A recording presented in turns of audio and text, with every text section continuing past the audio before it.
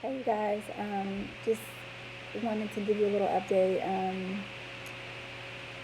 Okay, so I posted earlier on my on the NACA Atlanta Group's Facebook page a little bit about my inspection. I had my home inspection today, and to start off, they discovered active termites.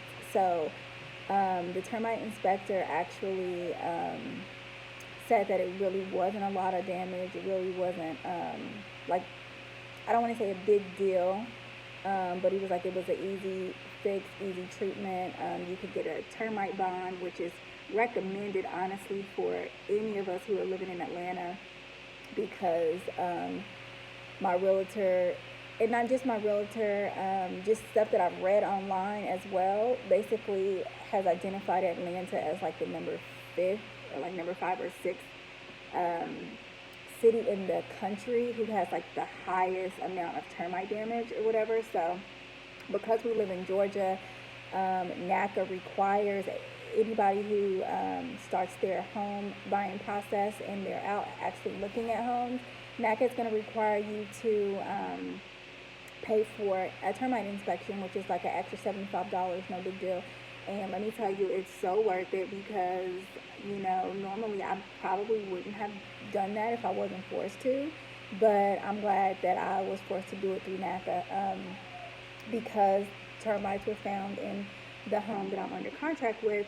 So he also told me, he said every home in Georgia has anywhere from 1 to 2 million termites underneath the slab, because the slab is the foundation that they pour to even begin to build your home. So it's not a matter of if you get termites, it's when you get termites. So everybody in Georgia, just want to put that out there, that yes, the termite inspection is definitely worth it.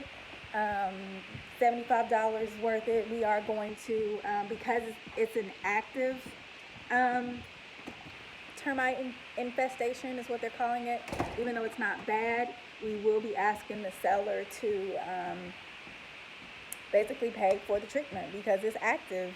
It would be different if it was like previous activity and treatment had been done, whatever, but it's active. This is their property. They've had this property since I think March, so they need to take care of it. So anyhow, that was like the first big discovery from my inspection. So I felt okay about it just because they said the treatment was, pretty, I don't want to say pretty easy, but this particular house is a stucco house and it's more susceptible to termite damage because the stucco goes all the way down to the ground. So anything that's touching the soil is going to be more susceptible to termites. So I was already planning to purchase a termite bond for this house anyway. That bond, so say for instance, the sellers don't want to treat it, I wouldn't walk away from this house for $600, which is what the treatment would cost. And I would need it. A termite bond, I think, is good for 10 years, and then you pay like $100 every year for them to just come out and follow up. So I wouldn't walk away from a deal over $600. But I will say that the company who owns my home is like an investment company. Investment companies aren't willing to do a whole lot. They usually, from what I hear from my agent today, he told me that they aren't big on fixing things. What they will do is provide a credit, depending on what it is, so that you can fix it yourself. But they're not big in fixing things. So that was the first thing. Second thing, there weren't like super major things found wrong with the house, like a missing shingle on the roof. No big deal. They can replace that. Couple outlets that weren't working. No big deal. They can replace that. Let me see. There was a sink upstairs that was leaking, like the what they call the U-trap, the little part that goes under the sink like that, had a leak. Easy fix, whatever.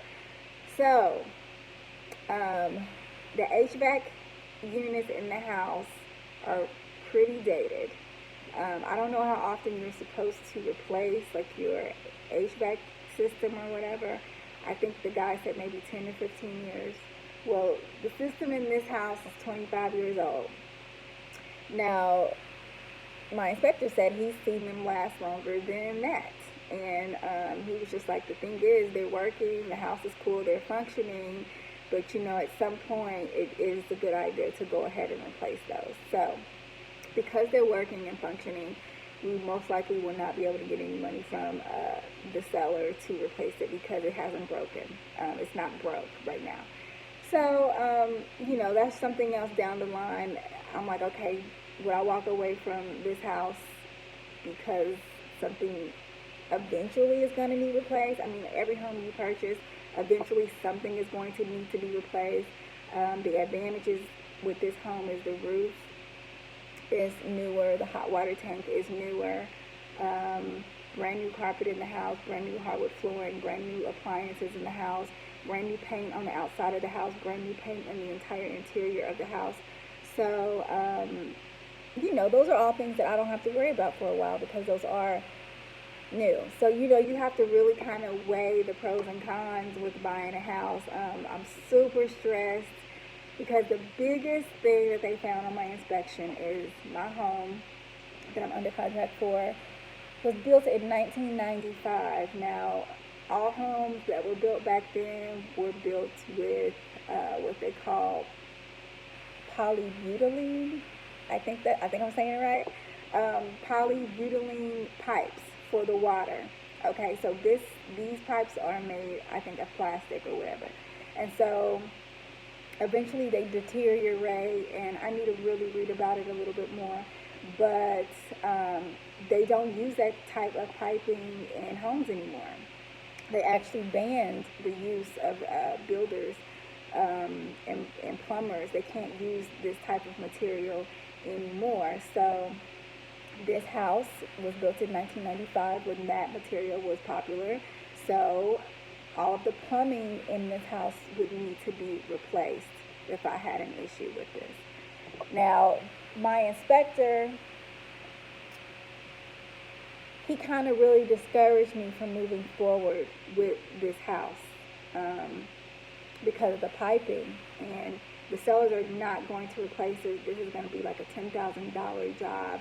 There's nothing wrong with it right now, but he's saying like later on down the line, you know, the pipes could burst and then you need to replace it, and it's an expensive job.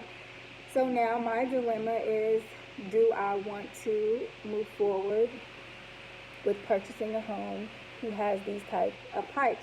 Any other home that I look at that was built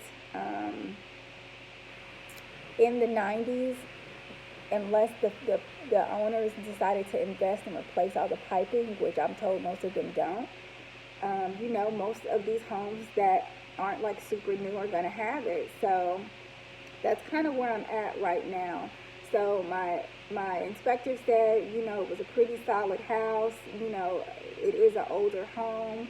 So he was just like, some of the issues that I'm going to have are because it's an older home. But he was like, structurally it's sound. Everything else checked out fine. There are a lot of things in the house that are new. So I'm at the point of having to decide whether I am willing to purchase a home that's not, and I need to check the year, but I have to decide whether I'm willing to purchase a home that has this older material or whatever. So I'm on the fence. Like I'm stuck because I do love this home, and you know, there aren't a lot of options in my neighborhood, and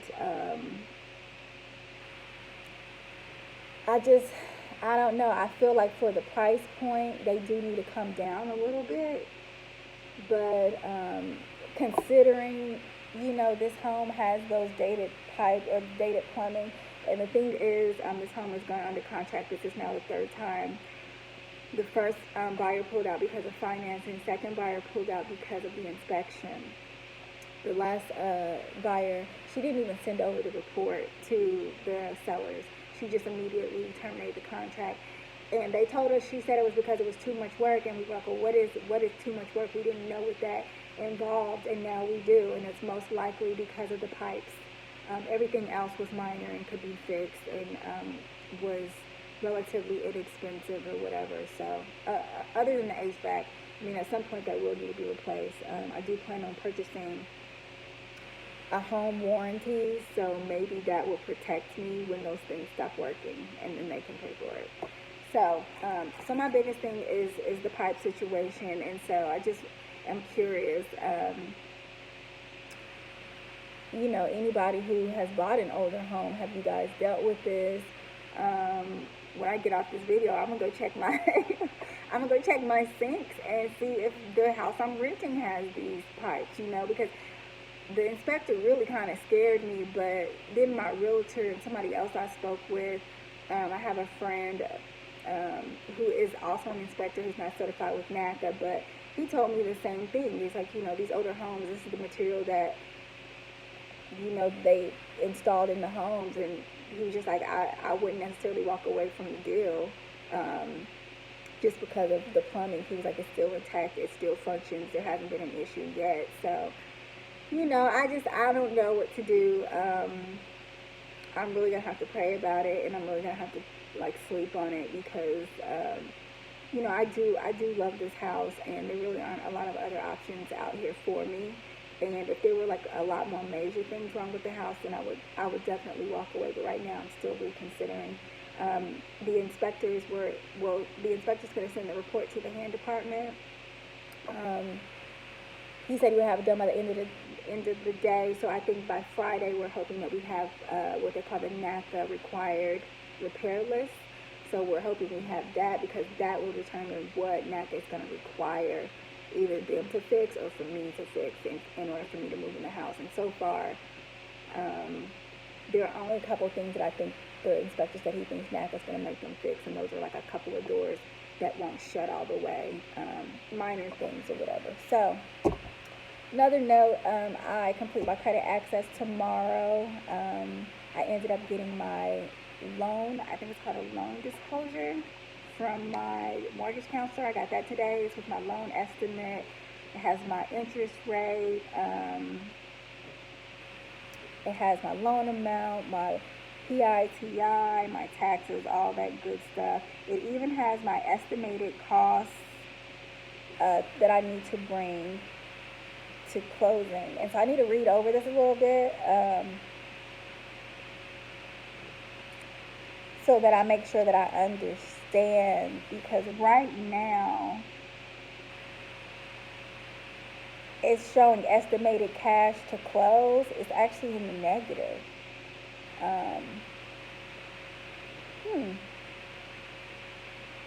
So I'm not sure what that means. Does that mean I'm going to walk away with some money? I don't know. I don't know how this works. If anybody who's going through this, who's watching this, please tell me what this means. The estimated cash to close is actually a negative dollar amount. It is not a positive dollar amount. So anyway, that's where I'm at. I'm going to go ahead and continue with credit access tomorrow, get that going, get the NACA required repair list, and then we can take it to the seller and see what they're willing to do and what they aren't willing to do. They're going to have to shave some money off of this sales price if they're not willing to fix anything. So, other than that, I will keep you guys updated. And if anybody knows anything about these polybutylene pipes, or if anybody knows about this estimated cash to close negative number, please comment. Please put it in the comment section. All right, I'll talk to you guys later. Bye.